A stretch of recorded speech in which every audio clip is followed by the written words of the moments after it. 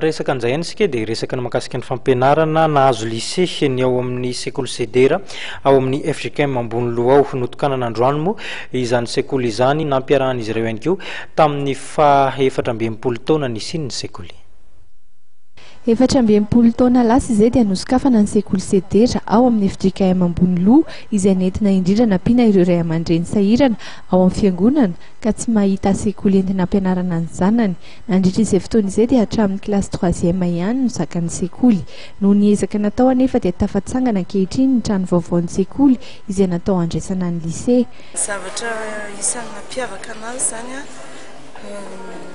nisy fotoana nisy fasarotana teo amin'ny sekoly dia nikatona izy dia avy eo nisokafana indray dia ny zavatra nafinaritra raha tamin'izy nisokatra faharoa 12 ny mpianatra tao tamin'izany dia amin'izao fotoana izy efa mahatratra 10% Nambaran'ireo mpampianatra moa fa miezaka hatrany ny sekoly mba hanatsarana hatrany ny vokatry ny fanabeazana izay atolotr'izy ireo ho an'ireo mpianatra ao amin'ny sekoly CDR.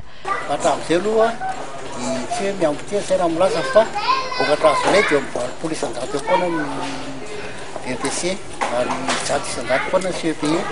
Dia amin'ity zay hiezaka zany mba ho tsara satria première promotion anay zany terminal amin'ity. Dia zay zany hoe izany mba hatsara ny vokatra zay amin'ity. Tanjona sekoly zany dia hatsara foana ny vokatra azo. Dia ato aminay manana fomba iray anankiray atao zay hoe cours d'appui. Io cours d'appui tsy andoavam-bola. Nosatarina tamin'ny fotoam-pivavahana ny fanokanana ny trano vaovao izay ho lasa lycée-ny sekoly CDR FGKM Amboniloha. Miezaka hatrany ny sekoly hanolotra fanabeazana mendrika ho an'ireo mpianatra ka misy araka izany ny fanomezana azy ireo andraikitra sy taranja ahafahany mampivelatra hatrany ny fahaizany.